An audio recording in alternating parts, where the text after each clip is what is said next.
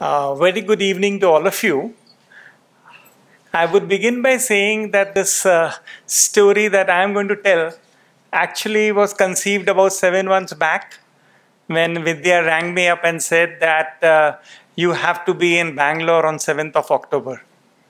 And I am pretty well organized, but 7 months I could not also think that what will happen, will I be able to make it? But true to my habit, I first say yes. So I said, yes, I'll be there.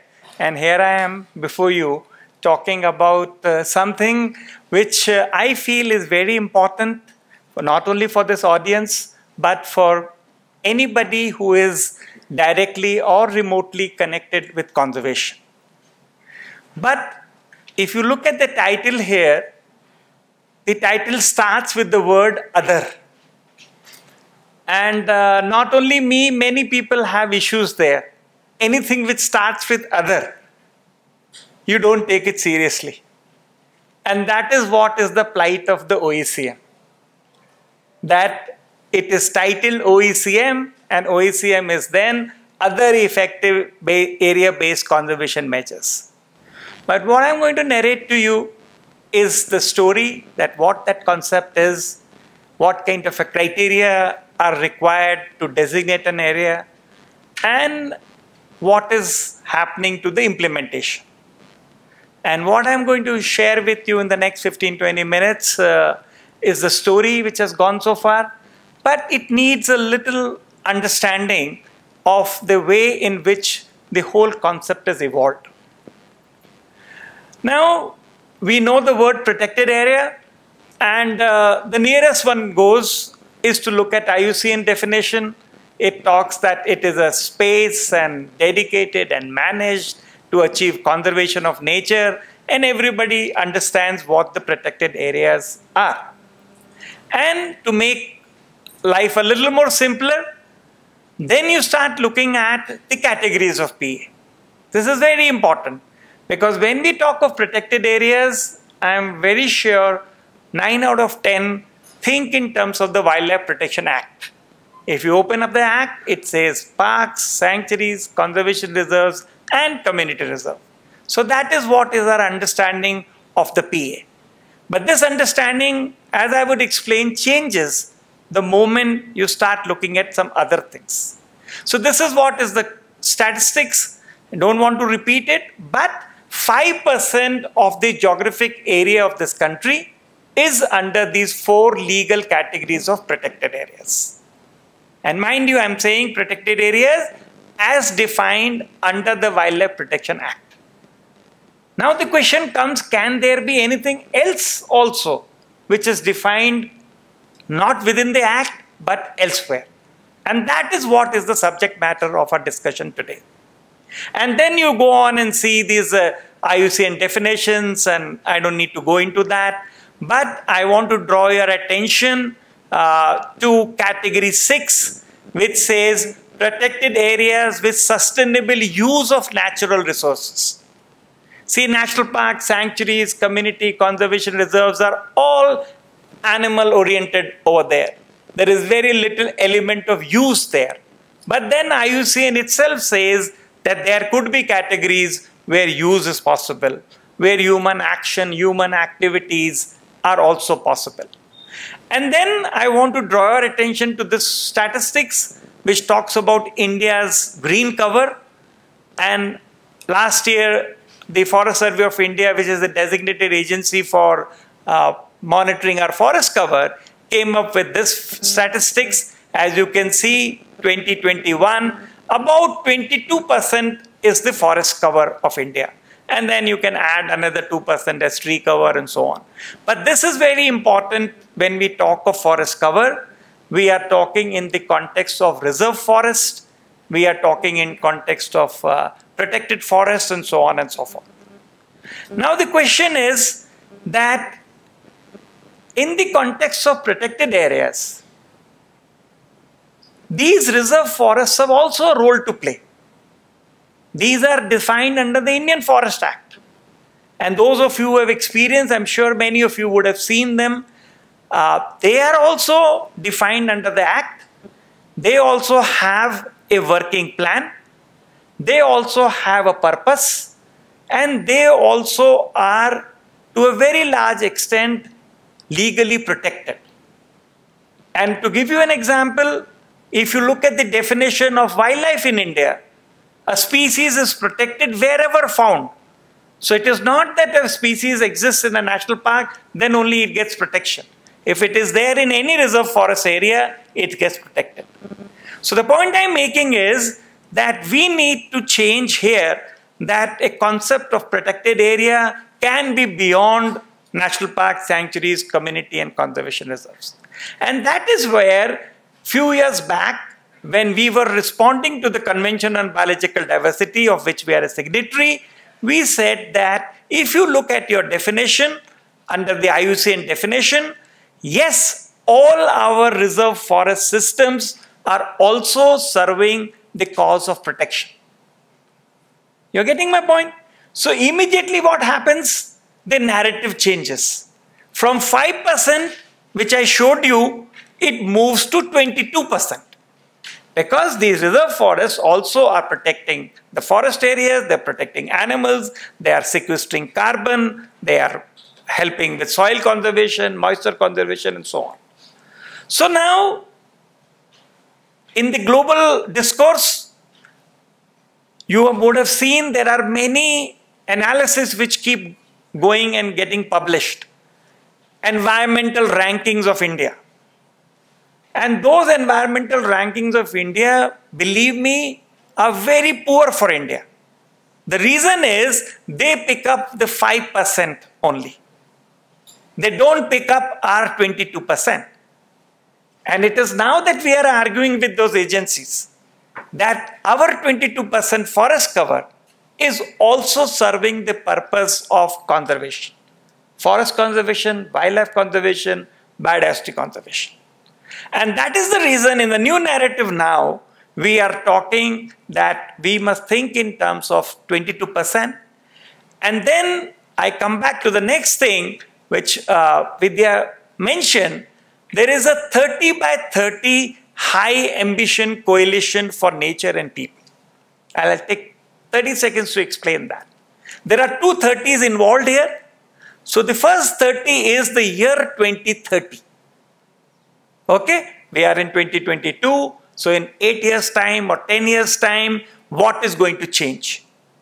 And you can see the word high ambition means you have to think big. It says 30% of the geographic area on the terrestrial land and on the marine coast and seas will be under some form of protection and conservation. This is what is the global guidance which is talked about. And today I wrote the word, I mentioned here 75 countries.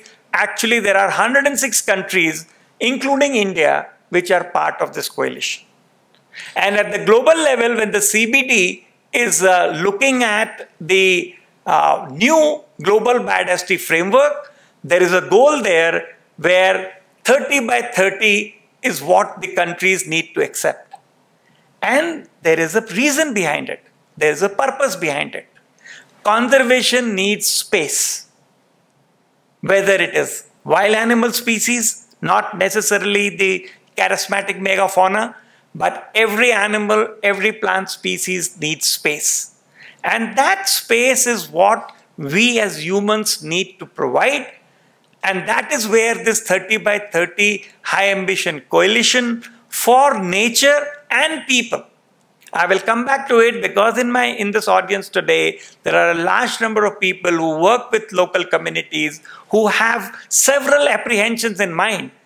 And you have we have our own bad track record in which we have designated national park and sanctuaries in a very exclusive kind of an approach and a very inclusive kind of an approach and kept the people out.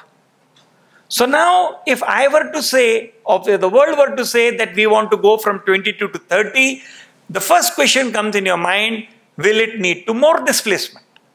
And that is something in the last 18 months I've been struggling to explain in meeting after meeting that no, that is not the intention. I should also be on record to say that I cannot also historically correct an error which was made earlier. But I can promise that we shall not be party to any newer such policies of keeping of people out. And that is what is the concept of OECM, which I'm going to explain. So what is the challenge now? The challenge is that, challenge is now further added that we could bring 5% to 22% by including our reserve forest area or estate or space. But now we need to move from 22 to 30 because all our biologists are saying that animals, plants, species, planet, biodiversity, everything needs space. So where is this 30% move is going to come? And that is where the OECMs come in place. So now what are these OECMs? As I said, no matter this, they start with other, but they are also a new measure to occupy space, to designate space, to have the space for conservation purpose to a very large extent in situ. And that is where the whole effort at the global level is to find, to designate, to deploy, to manage, to monitor spaces which could be covered as OECMs, and I'll be giving some examples over there. Now the relationship between OECMs and PAs is complex. See, very often we give definitions. There are several colleagues here who work closely with IUCN, so am I. I'm also a member of IUCN World Commission Protected Areas. But we think that we define certain things and the world accepts it. It's not like that. There are huge confusions over there. Even in this graphic that you see, the relationship between OECMs and PAs, I don't need to explain that. I will only say one word. It is very complex. Some of the OECMs can become PAs if a little style of management changes. So what is the danger now?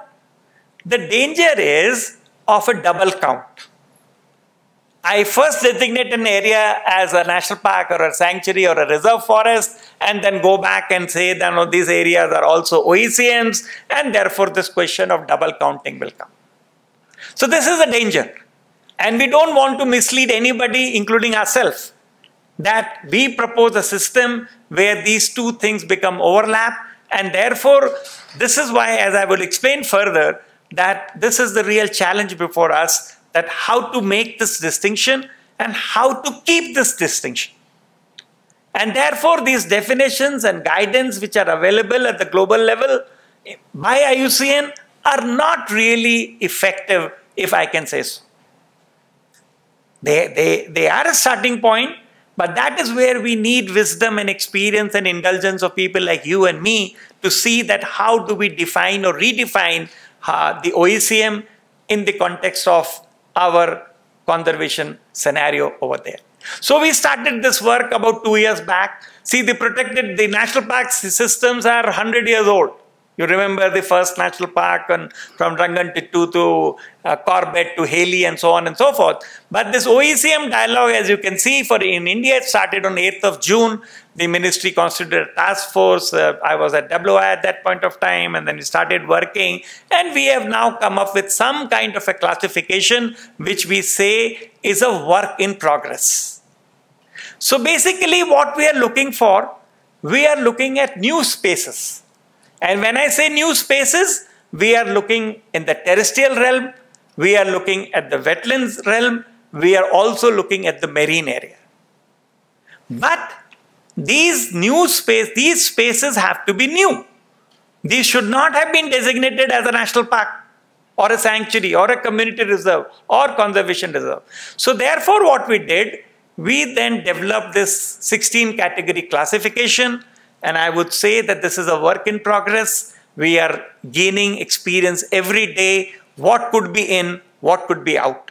So if your input are there, supposing you work in coastal and marine areas, and you want to say that, look, I have something to say over here. This area could be considered here. This area could be like that.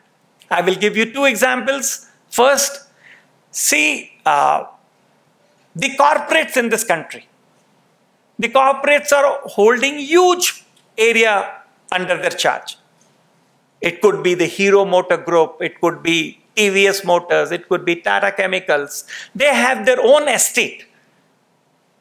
Now, their estate is for their own purpose, they own the land. Right now, if I can say in a generic way, they are just kept like that. There is no actual use. But then under our quest for looking at new areas, we then approach the Hero Group in Delhi, in Gurgaon. We go to them and say that, look, you have this huge estate. Can we designate this area as an OECM? So, the first thing in anybody's mind, even a corporate will come, what is going to be the ownership? What are you going to take away from me? This is my land and I have kept it for whatever years for my own purpose. Then you explain that an OECM has a conservation function. And I want to now go to my biodiversity community over here, that we also need to move away from our species-centric approach. That if an area doesn't have a tiger, if it doesn't have a leopard, it is no good wildlife area. So we need to define or redefine conservation in a different way. This estate of Hero Group outside Gurgaon, if it is helping to conserve soil, moisture, sequester carbon, climate, why not? So this is what I'm now trying to say, that when we are going out to these areas, we have this in mind. We have a category over here, that estates of corporates. It will do two things.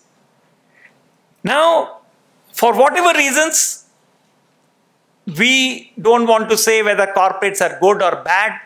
Generally, this hall will say bad.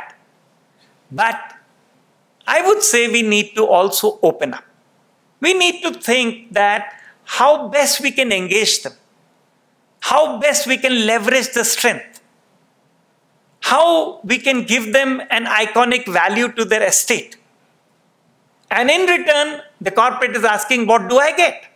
So I say, you get reputational benefit. Today, everybody says this cement company is bad, this is bad, this is bad, this does this. But if the same cement company or if the same vehicle company is also allowing its area to be used in an OECM for conservation purpose, for recreation purpose, it could be a win-win. I'll give you one more example. See the canals. India has a huge history of damming. I am not here to debate whether dams are good or bad. Let's keep this dialogue separate. But let's look at the canals. This canal network which takes the water away. Many of these canals are perennial. Some are seasonal, but water flows in them. And when the water flows, the life flows in that. So what we are trying to look at, we are trying to identify the canal network system in different states, in different places, and they are with the irrigation department, their management. We are not taking their management away, but we are saying that the water that flows, and interestingly, for wrong or right reason, the leakages in canals are there. The water slips out. The moment the water slips out, it creates a habitat for algae, for fungi, for birds, for butterflies, for insects. So that is where my biodiversity is. So we are now looking at that could also be a category. Because when we need to move from 22 to 30%, where the area and land is going to come. And the third example I want to give, which all of you understand, are the sacred groves. But there is a catch there. Most of the sacred groves are forests or inside forest. They are already captured either as a national park or a sanctuary or a reserve forest. But there are sacred groves outside also. So those sacred groves which are outside, in revenue areas, in private lands, in other kind of ownership, can be considered as OECMs. So the big thing in OECM is that we develop this category classification, but I'm on record to say that not every canal can be an OECM, not every sacred grove could be an OECM, not every corporate estate could be an OECM. So that is where we need to be careful about it, and that's where we have found a way out. See, English is a beautiful language. It tells you many things, it hides many things. So it says a case-by-case approach. See, in your real life, it means an ad hoc approach, which nobody likes. Ask any management guru, he'll say, no. What is ad hocism? Means kabhi haan, kabhi na. But we are ourselves pushing. Because not every canal, not every sacred grove, not every estate can be an OECM, you need to evaluate. Is it a double count? Is it genuinely helping conservation and so on? And that is the reason we need to move, and we have developed these guidelines for easy identification. They are all available if you type in net and OECMs. I don't need to go here. I will show you some good examples where, this is the one I was talking about, the Aravali Biodiversity Park in Haryana. Again, a joint ownership between the Hero Motor Group, the Gurgaon municipality, and there was a group was I Love Gurgaon or something like that, a local NGO. So they came together and they have taken the first bite of declaring their area as an OECM on that.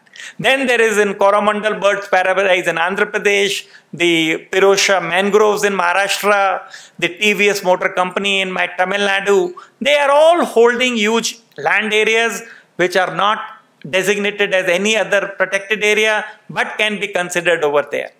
Then we have, this is the only example of a private sanctuary, those who know Karnataka, the Sai private sanctuary over there. This is all my people from Uttarakhand, the Jabarkhet Nature Reserve, where our friend and colleague Sejal works. This is her estate, but that is the first private estate in the country where she is willing to step it up and say it as an OECM on that.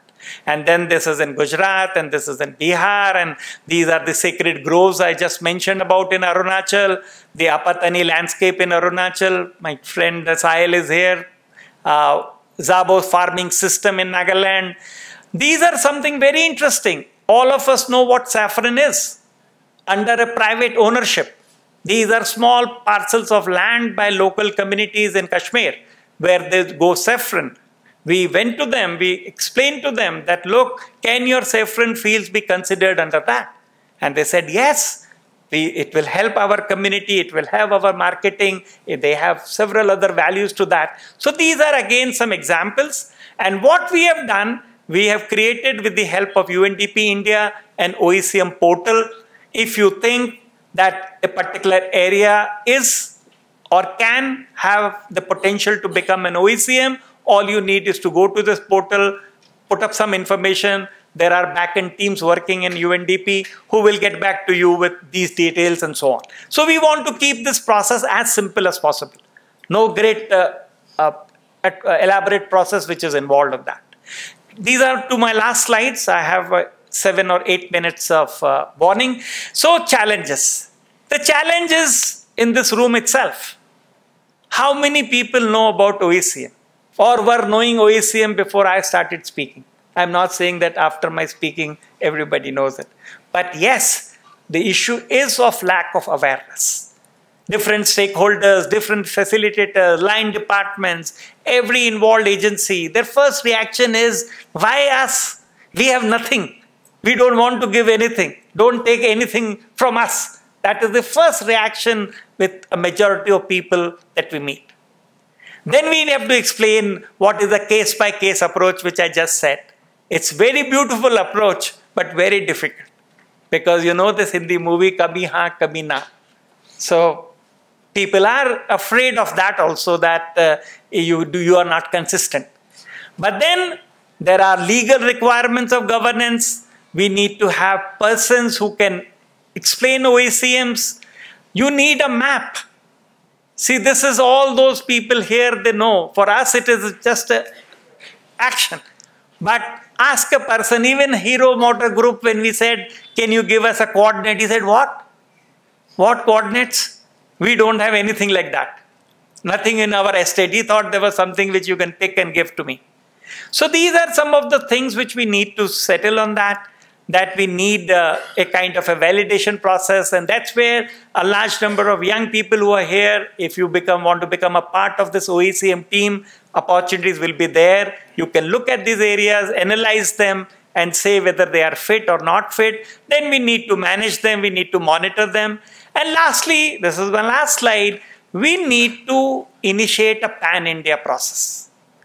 And that is where, when I said yes to Vidya, my hidden agenda was that I will reach out to at least 50 people, 60 people over here to help in identification, understanding. You need to prepare a short dossier, a 2-pager. What is that in this area? What is in terms of wildlife? What is there in conservation? What is there for things? And therefore, we need to organize many such meetings like that. And if WCS wants to develop a program, you could do that and look at huge scope in whichever state you want to work. You need to have orientation meetings. You have to reach out to corporates, wherever academic and research institutions can play a role. The Indian Railways has huge properties. We can get to them and say that, can we reuse your cantonments? You have a huge amount of tree estate in yours. Defense cantonments.